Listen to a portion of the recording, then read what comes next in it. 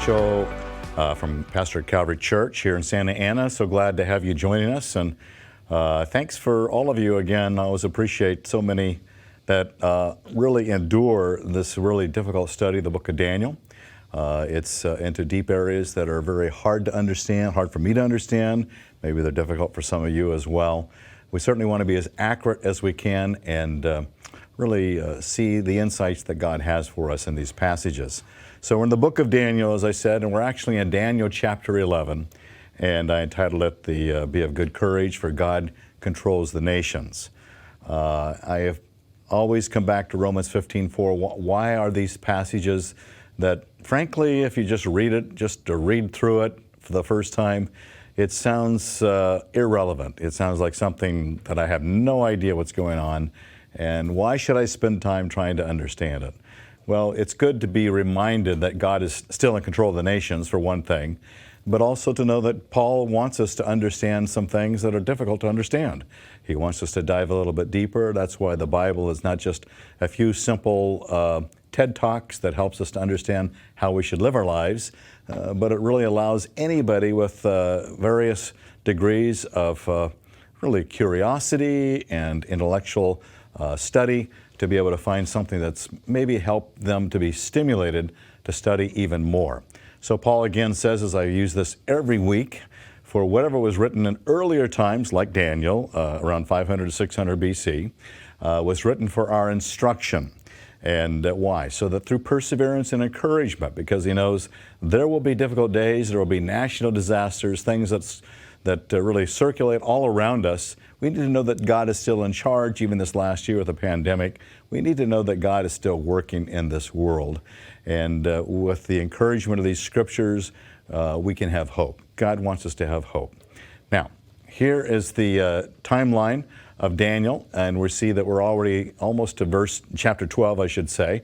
Daniel 11:12, we're about at the end of this book. So just maybe a couple more studies like this one, and we will be done. I included this particular chart here that I use every week. I realized I'd never put it on any of the outlines. And so if you go to our website, here's the outline, and I printed mine out. You can just look at it online or print it out for yourself as well. One of you recommended that I put it on the outline. I realized I'd never put it there, so I appreciate always the good feedback that helps you to have this in hand. There's not a lot of studies that you'll go through where you'll have this kind of information to help you to see sort of the flow and the timeline of Daniel's life. And I'm always impressed that Daniel began this journey from Jerusalem to Babylon, then in Persia and kingdom that we've looked at from age 15 all the way up to about age 85. Just incredible how God had his man in the right place at the right time so that he could be, number one, an encourager of kings, as well as a witness to those around him. So much of a faithful witness to God that he was thrown into the lion's den a little bit later in life, and God used him in powerful ways even for this day as we look back, and Jesus quotes from Daniel. So he's just a prominent feature in the Old Testament as well as in the New Testament as well. Now, Daniel chapter 11, in my thinking, I think of all the chapters that we've been through, for me it's been one of the most challenging chapters to sort of discern and understand. Daniel writing this at age 85 is incredible. He is in the last chapter, in chapter 10. He's encountered this angelic presence of probably Gabriel, and Gabriel is a messenger angel, and Gabriel is trying to come and answer a prayer for Daniel. Daniel wanted more insight and understanding, so Gabriel, on his way to get there, was held back by some of the demonic forces, held back about 3 weeks until Michael, the great archangel, came and gave him an assist, and they got there together to be able to give this message to Daniel. So in Daniel 11, Gabriel is giving him some understanding about some things that shall take place. Daniel's concerned about the nation of Israel. He knows he's in his latter years, what's going to happen after he dies. And so Gabriel comes and gives to him this message. Now, I may not, we may take 2 weeks on this as I think about it. There's so much detail that we need to get through. And candidly, I can't remember it all. There's so many political leaders that are going to be mentioned here in this particular chapter. And so I'm going to depend upon my notes. You can depend upon your notes. And those things I don't talk about, I put a lot in the notes. There's like, I think, 3 pages on this outline. And obviously, you can use it at your pleasure, your leisure. But I wanted you to have as much detail as you could possibly see, because what is beautiful about Daniel 11, it shows God's control of the nations. So Daniel's writing this, somewhere in the 536 BC era, probably around, he's 85, so it is 536. King Cyrus has already sent the Jews back to Jerusalem. He's funded the reconstruction of the temple in Jerusalem. And so for a Persian leader, it'd be like an Iranian leader today to help fund a new temple in Jerusalem for the Jews, unthinkable in our day. I mean, the Iranians don't even think Israel deserves the right to exist. So the idea of building them a temple to be a place of worship is unimaginable. But in those days, God had his hand on King Cyrus. Again, we looked at Isaiah 44 and 45. He actually named Cyrus as a leader that will come and rebuild this temple. And so we see God is in control way back in 700 BC or so when Isaiah wrote that. And then now Daniel's writing about 536 BC. And everything we read in Daniel 11 is going to happen from Daniel from 536 BC to about 165 BC. The Maccabean revolt and things that surrounded that. Hanukkah comes out of that. So all that era is being mentioned here, but not only that era, but an era that is yet to take place. And so the idea is this, and I'll probably mention this again, that if what God predicted in Daniel's day of 536 BC, of nations and a variety of leaders that will take place from 536 or 500 BC, let's say, all the way up to 165, 64 BC. And we can see that, yes, those things did occur that were predicted from 500 to 165. If those things came true, then the predictions that God gives about future events that are still future to you and to me, obviously future to Daniel, then we can have confidence that those things will also take place. So it's so characteristic of God to predict things in the Old Testament days that are fulfilled in the Old Testament days. So it gives veracity to the prophetic word of God, that he is true, he never lies. And so chapter 11 is a great example of that. I encourage you to have the outline in hand, because there's just no way I'm going to remember it all, and unless you're just an outstanding 200 IQ kind of a person, and maybe some of you are, you may have a trouble learning it and remembering it as well. But what we see here then to introduce this chapter is that in chapter 10, 20, 21, chapter 11, verse 1, is a spiritual war that is spreading throughout the nations. So as this messenger comes with this message to Daniel, it says this at the end of Daniel 10 that we looked at last week. It says, then he said, this messenger, Gabriel, do you understand why I came to you? Well, Daniel wanted to know these things. But I shall now return to fight against the prince of Persia, who are the demons. So I'm going forth, and behold, the prince of Greece is about to come. So there's this demonic war that is going. There are demons that are over nations, and Gabriel and Michael and others are having a hand in battling against them. And that's why you see a lot of chaos, candidly, over there in the Middle East. There's always been this period of disturbance. There's relatively few areas of peace, but so much disturbance, even during King David's reign, as he's such a powerful leader, blessed by God, had periods of tremendous prosperity, as did Solomon, but it didn't last that long, because then the kingdom splits up. So there's just always this turmoil that's going on. Why is that? Because there are demonic forces that are constantly wanting to kill, steal, and destroy, and they wanted to prevent the Messiah to be born, and there's all this havoc that was taking place throughout the Jewish people's lives. And so that's part of the bigger story that's going on. More specifically, they're doing battle against the power of Greece and the power of Persia, which is where Daniel was at that time. And then he goes on to say this, that I highlight in the yellow here. However, I will tell you what is inscribed in the writing of truth. I've got all these other demons to fight, but Daniel, I'm going to let you in on the truth that is here. So the writing of truth, well, let's test that truth. And what you're going to see as you go through the outline, you can read ahead if you like, but as we go through this passage, you can see that what God said would take place, what God says is true, we can trust it. And it says, yet there is no one who stands firmly, with me against these forces except Michael, your prince. And you'll see in Daniel chapter 12, actually, that Michael is probably the prince that oversees Israel, that has allowed Israel to sustain its power base, where it's literally surrounded on almost every side by forces that would love to destroy Israel. And even the Iranians, it used to be Egypt way back, remember the Six-Day War and things like that. So there's always this battle that is taking place. And one of the reasons why Israel has been so successful is because God has his hand on this nation, recreated it in 1948, and here we see this prince, Michael, the archangel, that is having his way to keep this nation in place. It became the seat of the birth of the Messiah, things like that, where there was wars raging again. A lot of other things that are going on there.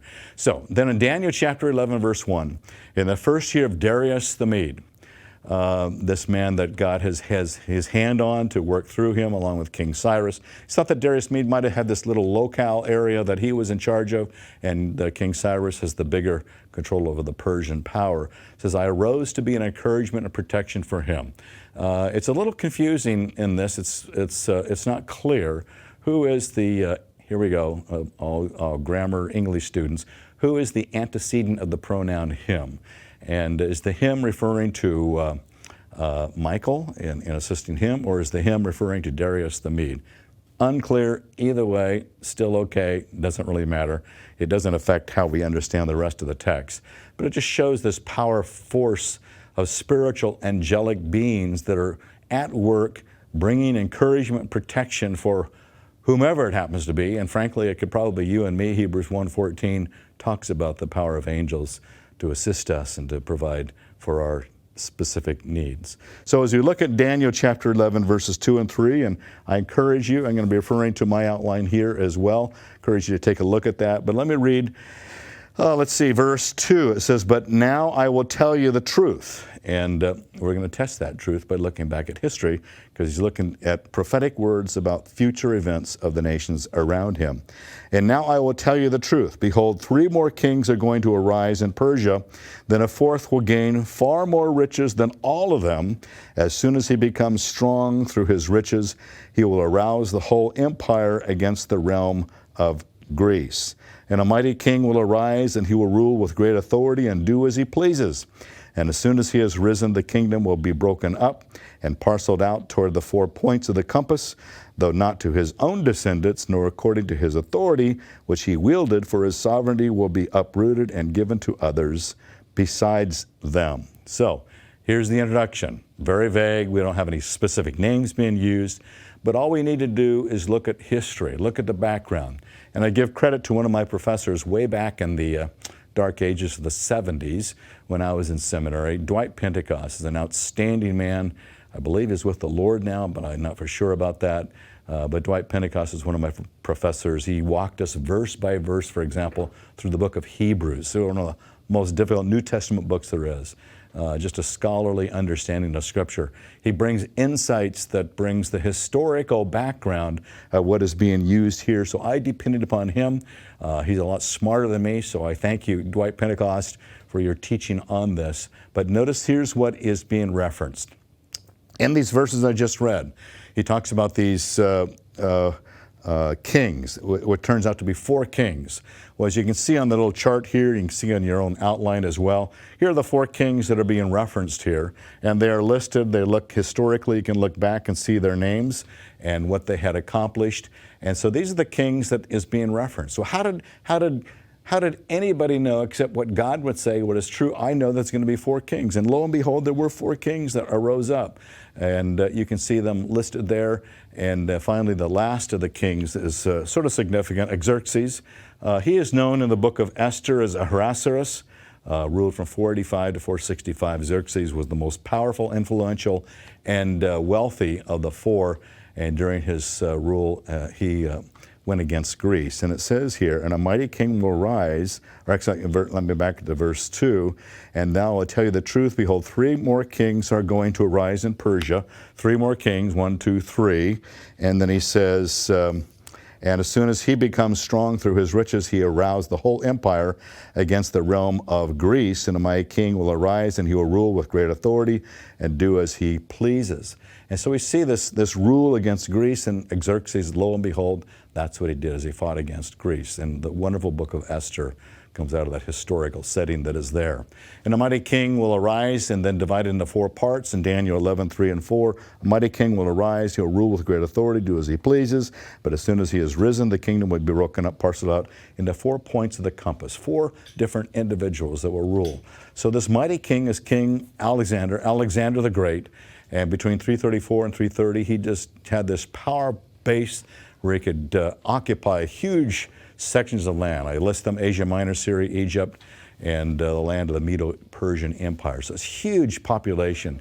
Alexander the Great was an outstanding leader and was able to conquer all these areas. But after he passed on, it was divided into 4 parts, and it says, but as soon as he is risen, his kingdom will be broken up and parceled out toward the 4 points of the compass, though not to his own descendants. And so these are the people then that took over power after Alexander the Great. The Seleucus, Ptolemy, Lysimachus, and Cassander took over, and these are the 4 areas that you can just read it for yourself and see the 4 points of the compass as he talks about it. Is God's word true? How would Daniel have known this? And let me just go ahead and say something I'm going to say towards the end of this. One of the things that people used to say and still say about the book of Daniel is that Daniel had to be written somewhere around 100 BC, I should say. Because how could he possibly have known these things? So even liberals who don't believe that Daniel wrote this book in Daniel's time and that Daniel was given prophetic word from God about these kingdoms that were going to arise, even liberals say, yeah, this is what Daniel is talking about. And so they say, well, he couldn't have known that because they don't believe in the miraculous. They don't believe in a God who tells the truth. And so they believe that Daniel was written somewhere by somebody else about 100 AD. And he goes back and he sort of recreates this story of the messenger and the kingdoms. And so he can sort of historically put all these places into the book of Daniel. And so that's why liberals don't believe in the miraculous. Liberal scholars, theological liberal scholars, they don't believe in the miraculous. And so they don't believe that God prophetically forecasts this, because that just shows how powerful God is. Frankly, mankind, womankind, we like to think we're powerful. God says, I know everything. I'm controlling all these nations. He predicted these things will occur. Lo and behold, they did occur. Moving on, in verses 5-13, could spend a lot of time on this section here. But there's a power struggle that is being referenced here. You notice in verse 5, then the king of the south will grow strong along with one of his princes, who will gain ascendancy over him and obtain dominion. His domain will be a great dominion indeed. After some years, they will form an alliance, and the daughter of the king of the south will come to the king of the north to carry out a peaceful arrangement. But she will not retain her position of power, nor will he remain with his power, but she will be given up along with those who brought her in, and the one who sired her, as well as he who supported her in those times. But one of the descendants of her line will arise in his place, and he will come against their army and enter the fortresses of the king of the north, and he will deal with them and display great strength. And also their gods will be the metal images and the precious vessels of silver and gold. He will take into the captivity to Egypt. He, on his part, will refrain from attacking the king of the north for some years. Then the latter will enter the realm of the king of the south, but will return to his own land. I mean, can you imagine if you're going through your daily devotions, reading the Bible through in a year, and you read something like this, and you're like, what in the world? How is this, what is going on here? Well, I try to explain it and give it as much detail as I possibly can. Here we go to the little handy-dandy outline that I've given to you. But in verses 5-13, there's this conflict that is occurring between the Ptolemies and the Seleucids. And the Ptolemies, they ruled over Egypt. That's the king of the south. The Seleucids, they were the king of the north. They ruled over Syria and this northern part of area of Israel. So there's this power struggle that is taking place between these two. And what Daniel is given to them is this power struggle that is being displayed. And here's some of the things, like in verse 6. The successors to the Ptolemy and Seleucids are Ptolemy II and Antiochus II, who were bitter enemies, but finally, after some years, they entered into an alliance in 250 BC. This alliance was sealed, and that's what it's talking about here in verse 6. It was sealed in verse 6. It says this, going back up. Here we go. After some years, they will form an alliance. The daughter of the king of the south will come to the king of the north and carry out a peaceful arrangement, but she will not retain her position of power, nor will he remain with his power, but she will be given up along with those who brought her in. Well, verse 6, we're talking about they entered this alliance. The alliance was sealed by the marriage of Ptolemy II's daughter Bernice to Antiochus II, and this marriage, however, did not last. And here's the amazing thing about politics in those days. You better watch your backside, because Laodicea, whom Antiochus had divorced in order to marry Bernice, Berenice was killed, and she was handed over, it says there, and anyways, you get the idea. Then poisoned Antiochus II and made her son Seleucus II the king in 246 to 227. And Bernice's brother Ptolemy III succeeded his father. And so you can see this interplay of back and forth until we come to Seleucid III and Antiochus III. The Great became ruler in 223 at 18 years of age. Then 11 through 13 just continues this war. And you can see this in this terrible war in verse 10. His sons will mobilize, assemble a multitude of great forces. One of them will keep on coming and overflow and pass through, that he may again wage war for his fortress. The king of the south will be enraged and go forth and fight with the king of the north. Then the latter will raise a great multitude, but that multitude will be given into the hand of the former. And when the multitude is carried away, his heart will be lifted up. He will cause tens of thousands to fall, and he will not prevail. For the king of the north will again raise up a greater multitude than the former, and after an interval of some years he will press on. So there's a constant battle. I'm not going to try to get into all the details of that, but constant battle between the king of the north, the king of the south, becomes a little more relevant as we go through towards the end of this chapter. And then in verse 14 it shows that the battles continue. What happens then finally in this new rulers? Philip V of Macedonia would join with Antiochus III. They go to war against Egypt. In verse 14, now in those times many will rise up against the king of the south. So here we got the Macedonian king and Antiochus III going to attack the south. The violent ones among your people will also lift themselves up in order to fulfill the vision, but they will fall down. Then the king of the north will come and cast up a siege and capture a well-fortified city. Many people believe that fortified city is Sidon, and so Antiochus sought to bring peace between Egypt and Syria. So he gives his daughter in marriage in verse 17. It says he will set his, actually let me read verse 16. But he who comes against him will do as he pleases, and no one will be able to stand against him. He will also stay for a time in the beautiful land with destruction on his in his hand. So here's this leader that comes and has this power base out of the beautiful land, the nation of Israel. It's interesting how Gabriel defines Israel as this beautiful land. And so they want to bring peace between the north and the south. It says in verse 17, he will set his face to come with power of his whole kingdom, bringing with him a proposal of peace, which he will put into effect. He will also give him the daughter of a woman to ruin it, but she will not take a stand for him or be on his side. And so what happened here is they bring the daughter, his daughter, to marry Ptolemy Epiphanes of Egypt, the king of the south. So the king of the north wants peace with the king of the south, gives them the daughter, but ultimately this fails. Antiochus ultimately then dies. And again, just this the constant rotation of political leaders, and they're never voted in, they're never voted out, they just are killed. And so that was the political leaders of that day. And then as we read on in verses 20 through 35, again, this is the more significant passage, I think, for us, as we see this individual that is known as the despicable one. And this is Antiochus Epiphanes.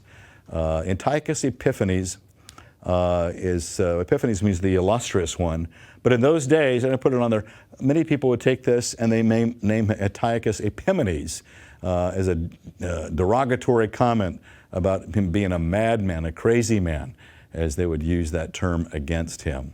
So in verses 20 through 35, then it says, then in his place one will arise who will send an oppressor through the jewel of his kingdom, yet within a few days he will be shattered, though not in anger or in battle. And so what happens is he comes along, and I put it on the outline here, that Antiochus III's son, Seleucus IV, ruled but then was poisoned. So that's verse 20 that is being referenced here. So, you know, it's a tough job. I don't know why any of those people want, they were power hungry. So here's Antiochus III's son, Seleucus IV, who's put into power, and within a year he is poisoned by somebody else. There's just all kinds of evil of people dying and being murdered and selling their daughters and trying to arrange marriages and having the ex-wife kill the ex-husband. It's just an incredible amount of destruction. And so a lot of those details are here in your outline for you. But Antiochus Epiphanes is one of these guys that we look back, and the aspect about Antiochus Epiphanes is that he is a foreshadowing. He is not a metaphor, but in the sense of an image bearer, use that term loosely, of who the Antichrist will be someday. Because what Antiochus Epiphanes did is what the Antichrist will do. And I'll talk more about that next week, because there's really a correlation in the latter verses here, verses 20 through actually to the end of the book, end of the chapter, I should say. There's a correlation between what happens and what the Antiochus Epiphany does and what the beast is. Really, the beast is the proper term. We call him the Antichrist in Revelation 13. And I put some of those notes here at the bottom of this. Hang on to these notes because we'll use them next week as well, as I see my time is being exhausted by all my reiteration of these facts. But notice in verse 20 through 25, Antiochus Epiphanes, the illustrious one, as the name means, then comes to power. He is the despicable person that offers an image of the future Antichrist or beast of Revelation. Particularly in Revelation 13, we see him pretty well outlined. He and the false prophet are outlined there in that chapter. And he ruled from 135 to 163 BC. He's also the reference here, and I put it on here, Daniel 8, 9 through 12, 23 through 25, is what is referred to as the little horn there as well. And we've been through that. I'll let you go back to that as well. So here we see this evil person that comes on in verse 20. Then in his place one will arise who will send an oppressor through the jewel of his kingdom, yet within a few days he will be shattered, though not in anger nor in battle. And that's the Seleucus, the Antiochus III's son, who's killed and poisoned. And then in his place a despicable person will arise, on whom the honor of kingship has not been conferred, but he will come in a time of tranquility and seize the kingdom. So Antiochus Epiphanes, there was someone else that was to be placed into the kingdom. There was another person who was to be king. His name slips from my mind right now, but there was someone else who should have been king. But Antiochus Epiphanes, however he arranged this, whatever he did, whether it was even demonically driven, but he was such a unique personality that he is able to draft himself into the spot of the kingdom and take power by force or by some sort of influence and his ability to rule over these people. So it's just one of these stunning places of power. And that's why, to a certain extent, you see the foreshadowing of the Antichrist. Who wants someone who's going to do all the evil he does? Well, in the initial phase of coming into power, there's an attractiveness to him. You can see what Antiochus Epiphanes did to help arrange and to create this kind of attraction to himself. Antiochus will create peace, and he will gain power in verses 23 and 24. It says, after an alliance is made with him, he will practice deception. He will go forth and gain power with a small force of people. He's able to take what minority influence that he has and expand his power base over this entire kingdom that has been established. And so he has this alliance and this false perception of peace. Well, the Antichrist is going to come, and the beast of Revelation 13, he's going to create this perception of peace as well and rule for the 3.5 years of the 7-year tribulation, and things will look pretty good until he breaks the covenant, as we will see. But then it says also this is one of the ways he could influence the people under his power. Verse 24. See if this doesn't sound familiar to political powers around the world, including the United States as well. And it says, in time of tranquility, he will enter into the richest parts of the realm, and he will accomplish what his fathers never did, nor his ancestors. And this is what he does. He would distribute plunder, booty, and possessions among them. He would devise his schemes against strongholds, but only for a time. In politics, money talks. Follow the money. You hear those kind of things going on. What this leader did to influence and draw the people to him and make him into the power base that he has, he starts taking money from the rich and he gives it to the poor. Where does that sound familiar? I mean, we've seen this over the years where the leaders of a country or a kingdom in this case takes money and uses money. There are organizations, there are unions, there are all kinds of these things that we see that have influence because they give their money to someone that places them into a position of power. And what this king is doing is that he distributes this booty and devises his schemes against strongholds, but only for a time. So he has this power base of attack, and he will stir up his strength and courage against the king of the south, which is the area of Egypt that is going on as well, and does this warlike feature, but did not conquer all of it. He was not able to defeat Egypt. He was not able to take back all of that, and he was very frustrated by that. So he goes there, and he goes to the king of the south, an extremely large and mighty army for war, but he will not stand. His schemes will be devised against him, and those who eat his choice food will destroy him, and his army will overflow, but many will fall down slain. And so he's so defeated by this, and he's so disappointed by this, that it's a terrible time for him, and he really plays havoc with the Jewish people as a result. We'll read on. Verse 28, that he will return to his land with much plunder, but his heart will be set against the Holy Covenant. He will take action, then return to his own land.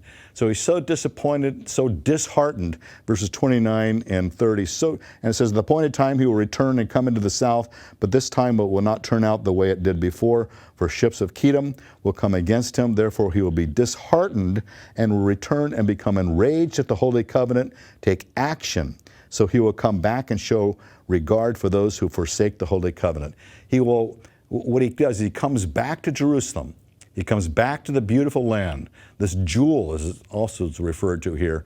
And he attacks the Jewish people. He attacks the people of the temple. He wants to deny the Jewish people their religious freedom. He wants to take from them the Holy Covenant. And those that betray the Jewish faith, those he shows with favor. And so he's dividing the nation by prohibiting some from exercising their faith and allowing those who deny their faith to become his followers. So he comes in, he desecrates the temple in verses 30 through 32. It says this, let me pick up verse 31. For forces from him will arise and desecrate the sanctuary fortress and do away with the regular sacrifice, and they will set up the abomination of desolation. By smooth words he will turn to godlessness. Smooth words. A politician knows how to say things that sound right but are so wrong. And that's what he has the capacity to do. And you see, politicians lie a lot. And they will say things that makes people say, I can agree with that, but the intent and the motive and the actual content behind it is nothing that we would agree with. And this is what this, if you call him a politician, but this dictator was doing. Smooth words, he will turn to godlessness, those who act wickedly toward the covenant, but the people who know their God will display strength and take action. So there are some, they're going to rebel against him. And those who have insight among the people will give understanding to the many, yet they will fall by the sword and by flame, by captivity and by plunder for many days. Now when they fall, they will be granted a little help, and many will join with them in hypocrisy. There's a lot of betrayal that takes place when really tested to your faith. And some of those who have insight will fall in order to refine, purge, and make them pure until the end times, because it is still to come at the appointed time. So let me summarize this, and we're going to pick it up next week. But Antiochus takes out his frustration. He does this abomination, desolation, as it's referred to here. And that happened on December the 16th, 167 BC. He sets up an altar to Zeus, the god of Greece, this false god. And you're going to come and worship him. You worship him, you'll have my favor. If you continue to worship your Yahweh God and want to practice your covenant, your holy covenant and your sacrificial feast and all that, I'm going to destroy you. And so he does. He just ravaged them. 22,000 people, 22,000 troops that came into Jerusalem. and supposedly they're to help them, but really it's to destroy them and to steal away the children and the women. It was just a devastating time. After the Jews had already come back from Babylon and Persia, and here they are being ravaged again by this ruler from Greece. And he creates this altar to the Zeus. He offers on the burnt offering a pig that is just a blasphemy against God and his truths and the Jewish people and their faith as well. And the Jews were compelled to offer a pig on the 25th of each month, really to celebrate Antiochus Epiphanes' birthday. And it's interesting, so highlighting this, Jesus said there will become a day of and he calls it the abomination of desolation. He takes it from Daniel.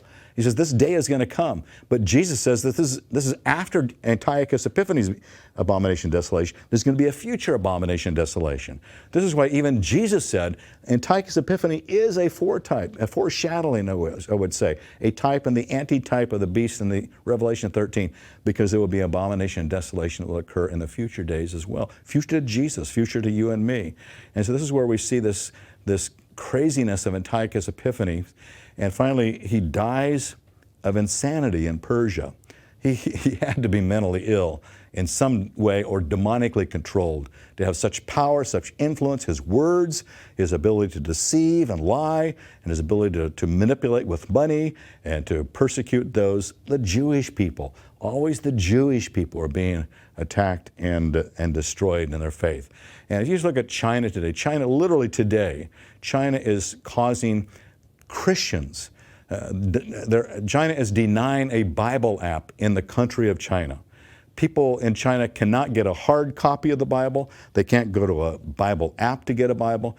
And they're telling the pastors of these churches that they need to sing praises and to raise the flag of China and sing praises to the Chinese communist leaders. It's that kind of stuff that Antiochus Epiphanes was doing. Here we see it in a communist, whenever there's dictatorship and they don't have the Bill of Rights like we do, like the First Amendment, then you see there's always an attempt to downgrade God and Jesus in the lives of people. That's why I thank God for our country that has built into it. But even then, we have to fight to maintain those freedoms as people who follow and worship Jesus Christ. And so you see that happen in China. It could happen here, but it's going to happen it happened in the Old Testament days. It's going to happen in the future as well.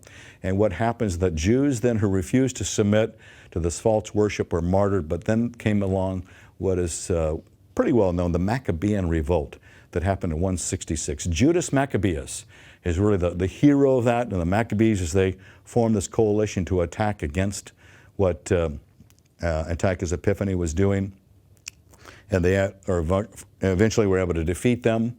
And in 164 BC, Judas Maccabeus cleansed the temple. The temple was rebuilt. They cleansed the temple, and they honored God, and they lit the candles and the oil lamps.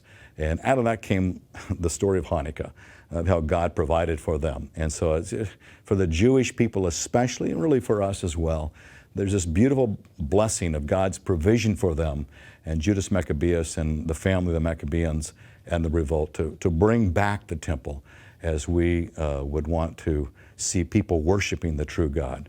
So that's a quick brush through of the story of all these kingdoms that happened since Daniel and before our time, so you can see that came to pass. What we're going to look at now is to go to the future next week and see how Antiochus Epiphanes is a model of the Antichrist, and we'll get specifically into what that looks like beginning in verse 36, and you can read ahead. You got the notes. We'll have those notes available. I might add to it if I think about it, but thank you for joining us a little bit longer than I intended to go, but you get the idea that this is complex.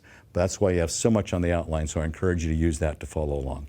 So thank you for joining us. What a tough study, but what an exciting way to see that God is in control of the nations. God told Daniel what's going to happen, and man, specifically, you can see it. 4 kings, this king, the despicable one, the things that he did, the abomination of desolation.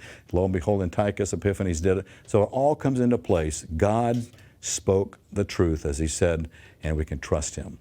Thank you, Father, for your truth. It's hard for us to study it, to learn it, to really know it, but thank you for giving it to us so you can give us an opportunity to seek to know you better through it. So may you bless us as we continue this journey to know your truth as well into the future. We pray it in Jesus' name. Amen. God bless you.